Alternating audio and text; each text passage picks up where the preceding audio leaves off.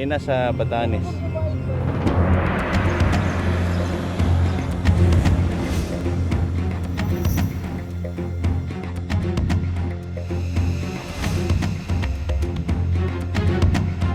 Sa kauna-unang pagkakataon, nakita sa telebisyon ang iba't ibang kulay ng buday o pit viper ng Batanes.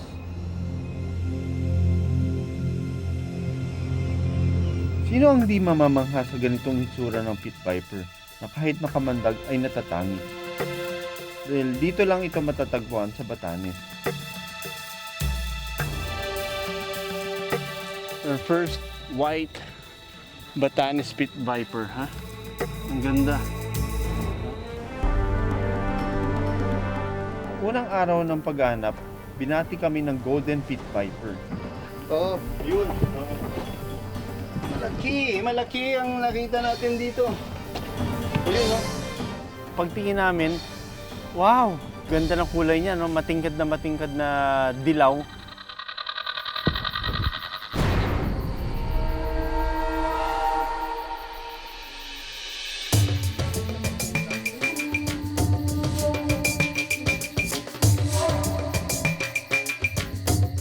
Sumunod doon, nakita namin yung tiger yellow. Yung tiger yellow, first time ko makakita ng ganito at very unique yung kulay niya. No? Yung pagka-stripes niya is brown, tapos yung yellow niya kasing tingkad din ng mga yellow golden viper.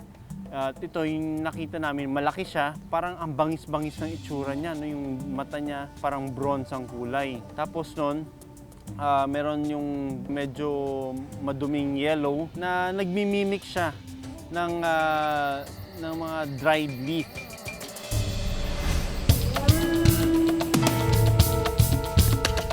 At naging sunod-sunod ang pagpapakita ng iba't ibang kulay ng buday. Nakakita kami ng brown. Pag kinumpira mo dun sa Mount Iraya at saka Mount Matarim, nakita ko yung mga baging nila was exactly like the brown viper na brown, tapos minsan pag tinubuan siya ng molds, yun yung puti naman sa ilalim nila. Sa taas ko, Dok, ay Dok. Ayun, may gray. So itong kakaibang habitat naman niya sa ilalim. Ano? And then nakita din kami ng gray. Ito yung akala ko, ito na yung puti, pero kakaiba pala itong gray na ito, no?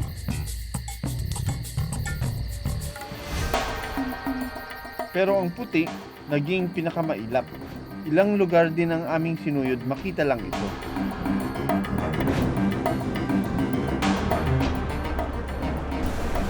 Nagpalipat-lipat kami ng mga isla para lang mahahanap ng mga iba-ibang klaseng viper.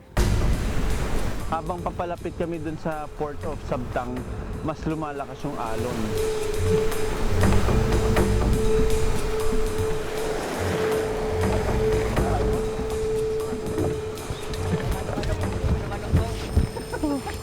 Okay ah.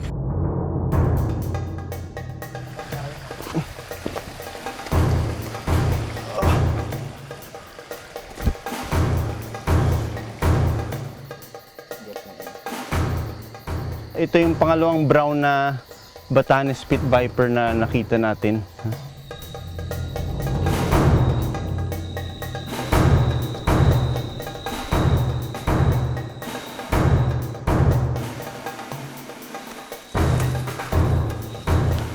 Puti. Kita nyo? Kulay puti. Wow. Mas iba yung behavior niya ngayon. Dahil pag lumalapit tayo, maharap din siya. Finally, we found the white. Hindi siya albino. Kasi ang albino dapat pula yung mata, no? Ito, black yung mata niya, tapos makita mo yung kaliskis niya. Ang linis-linis. Akala mo plastic na ahas, pero natural color. And again, minimimic niya yung environment niya. Yung maugat na tinubuan ng molds, yun yung ginagaya niya.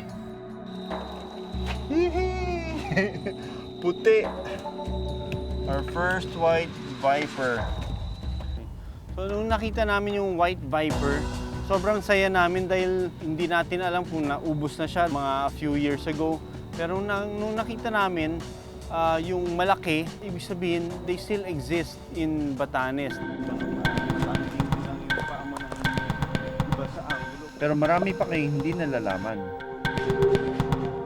Marami pang kwento sa likod ng paghahanap ng White Viper ng Batanes. Kala ko hindi ako makakita ng ganito. Finally nakakita tayo. Sa loob ng 1 linggo, hinanap namin ang White Viper ng Batanes. Nagbunga ang aming pagod nang makita ito sa wild.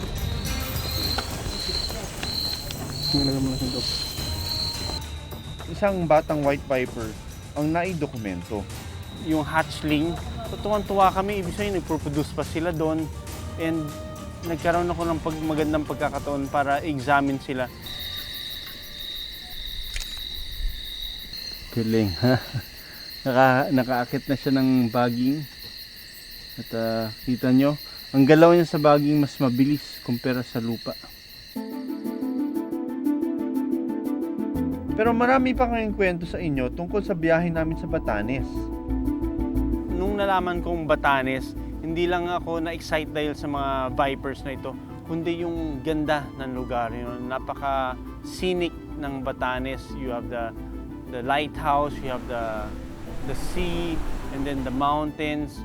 Plus, ito yung first time ko makakit ng mga bundok ng Batanes para maghanap ng vipers and to see the wildlife kasi it's so unique.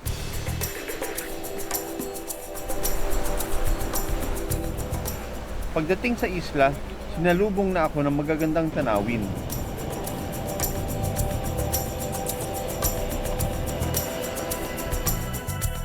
Pero bago ko ma-enjoy ito, kailangan munang isipin ang pakay sa Batanes, ang makita ang White Viper. At dahil makamandag ang ahas na aming hahanapin, siniguro kong may dala kaming gamit. So yung mga gadgets natin, yung snake hook, nakita nyo naman to, ginagamit ko to sa mga iba-ibang klase natin mga adventure with the snakes. Ngayon ko na laman yung importance sa mga snake tubes na ito dahil dito natin ma-examine yung mga ahas na hindi sila na-stress out, hindi sila susugatan. I don't even have to hold them so tight on the head dahil pag pumasok sila dito sa tubo na ito, hindi na sila makakagalaw, hindi na sila makakaikot. Tapos, kaya mong examinin yung ahas. So ito, safe na. Pwede ko nang ilapit sa mukha ko dahil nandito na siya sa tube. Makita natin mas mabuti. Pahirapan ang naging hanapan. Buti na lang at may mga kasama kaming pamilyar sa lugar. Itong Voday pala, nocturnal sila. They usually hunt their food sa gabi. Bihira ang gumagawa ng night herping. Bakit? Napakadelikado. Kailangan mo ng malalakas na ilaw. Pag inabutan ka ng pagkahina ng baterya mo, pwede kang mawala sa gubat. Pero it's so exciting because you discover a lot of species at night. Hindi lang yung Voday. Yung guide namin, si Kuya Richard, sanay na sanay siya. Before, inamin naman ni Kuya Richard na he used to be the poacher of these animals. But since nalaman niya na pinagbabawal na yung paghuhuli nito, yung skills niya nandun pa rin. So, alam niya kung saan nahanap. Hindi maiwasan talaga na kahit mga trekking shoes ang gamit mo, yung mga bato na ito, tinutubuan ng mga lumot, minsan nakakatapa ka sa mga putik na nawawala ng traction yung sole ng sapatos mo. Tingin, Dok. Tingin.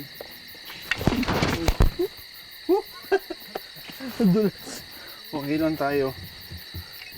And syempre, maggabi, minsan mahina yung flashlight mo. Pagtapak mo, madudulas ka. Nakakatawa pero nakakatakot din kasi hindi mo alam kung mababagok yung ulo mo or baka mapilayan ka.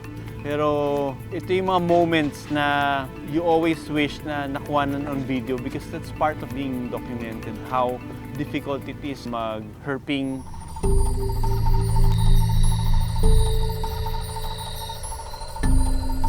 Pero may pambawi namang ibang tanawin. Dito lang ka. Minta lang ka dito, mamula-mula naman ang itsura. Yung mata ko, hindi lang naman nakatutok sa mga viper, Every wildlife na makikita natin doon, gusto nating may document. Sadyang napakaswerte natin dahil meron tayong nakitang roosting na sparrowhawk.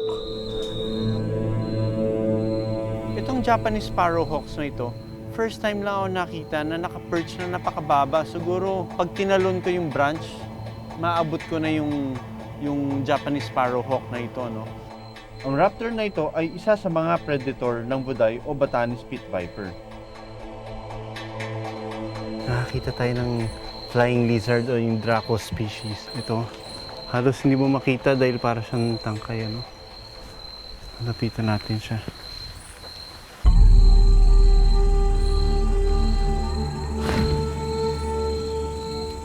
Ayan na yung kanyang membrane na, yung panlipad niya.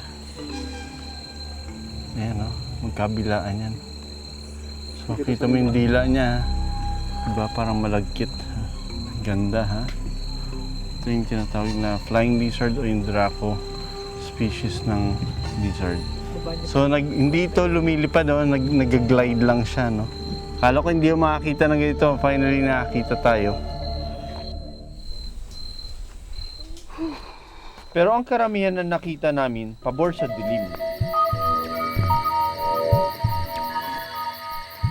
So yun yung forest hermit, ano?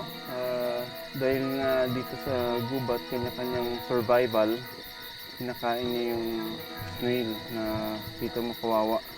Bula-bula na yung itsura niya. Way of defense yan. So, nasaktuhan namin yung isang hermit crab na inaatake niya yung snail, ano? So, wow, sa gabi din namin nakita ito at nakita namin isa ito sa mga pagkain ng mga hermit crab sa gubat. Okay, so ito, nakita tayo ng kakaibang ahas, ano?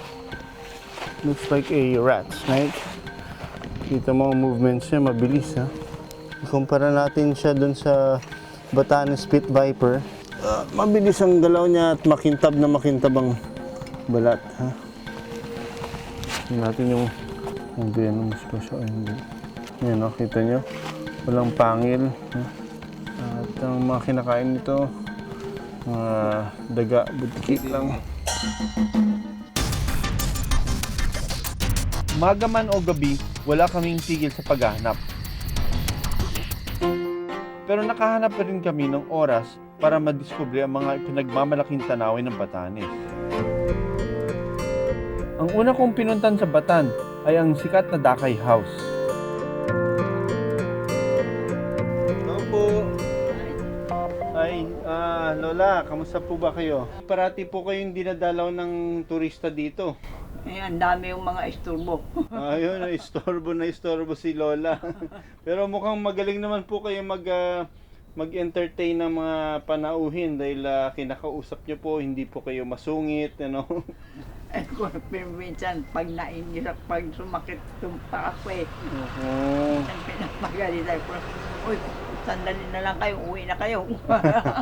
Ayaw na ng gobyerno pag-iba, kasi ito na lang daw yung ano eh. Ayun po. Yung kurma ng bahay, Yung ito na lang style, daw yung pinakaluma. style na luma.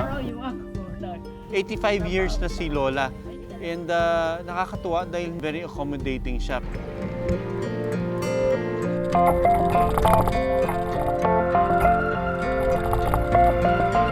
Nauuhaw ako kaya nagbike lang ako papunta doon sa Honesty Store. So pagpunta ko doon, nakita ko walang tao, walang tindera at nakita ko yung refrigerator, ang dami niyan laman, ano. So kinuha ko kagad yung tubig.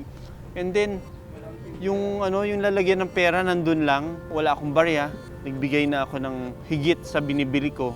Ang sarap isipin, na merong naglagay ng ganong concept sa Batan.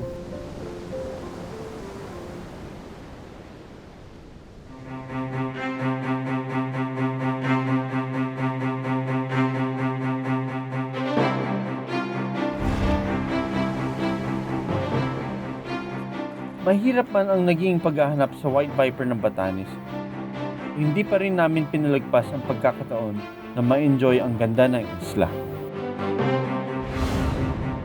Ito yung parang old village, ano? Lahat ng mga bahay dito, typical na bahay ng Batanes. Gawa ang bubong nila sa kugon, makapal na layer ng kugon, tapos pinagpatong-patong ng mga bato at semento. Ang bababa lang nila, no? Kita may mga pinto nila, ang bababa. So typical sa kanila yung may alagang aso. Hello, Puchu. Napaka-unique ng village na ito dahil makita natin pag tumingin ka sa karsada, pare-pareho yung itsura ng bahay nila. Isa sa mga pinagmamalaki ng Chabayan Village ay ang mga stone house na daan-taon na ang tanda. Kinilala ito bilang isang World Heritage Site ng UNESCO.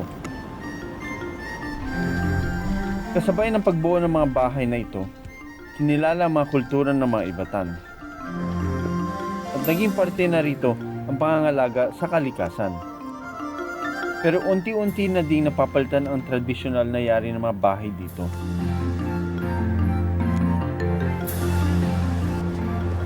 Dito tayo magsistay. Okay. Kita nyo, ito yung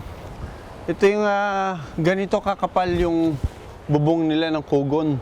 Talagang protektado sa ulan at saka sa hangin. Ay, ang ganda ha. Napaka-peaceful village. No? Tapos may makikita kang view ng dagat, tapos pagtingin mo sa likod, view naman ng mountains. Dito na yung ating titirahan sa gabi. Nagkaroon kami ng pagkakataon tumira sa mga stone houses sa mga Chabayan. Ang itsura niya, isang kwarto lang doon. So kanya-kanya kaming hanapan ng pwesto. Ayos na yan! Napaka-cozy ng tirahan natin.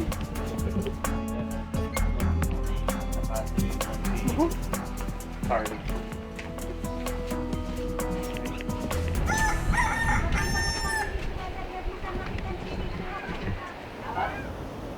Bukod sa century-old houses, meron din isang century-old man dito, no? Siya daw yung pinakamatandang tao dito sa Batanes. Tingnan natin yung status niya. Magandang umaga po, Lolo. Po. Lo, ilang taon na po kayo? Was born in January 16, 1907.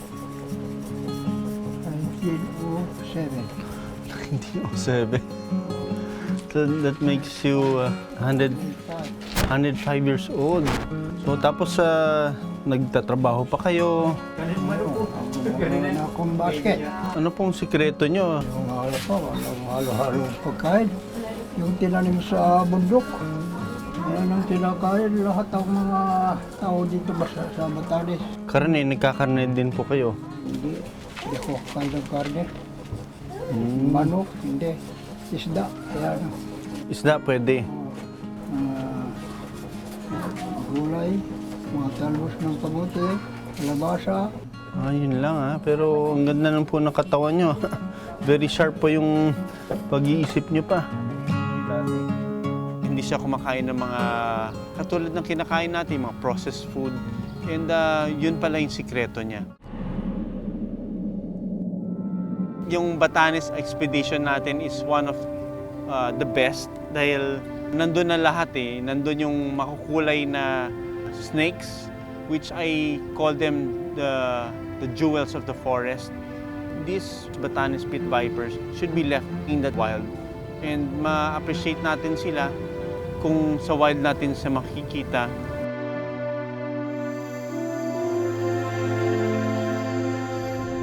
Maliit mang isla, mayaman ang Batanes. Ang mga Buday ang isa sa patunay rito. Pero kahit anong yaman, maaaring mawala kung hindi rin pahalagahan. Gaya nila Lolo Marcelo at Lola Estrella, sana maraming henerasyon pa ang makakita ng ganda ng mga Batanes pit viper.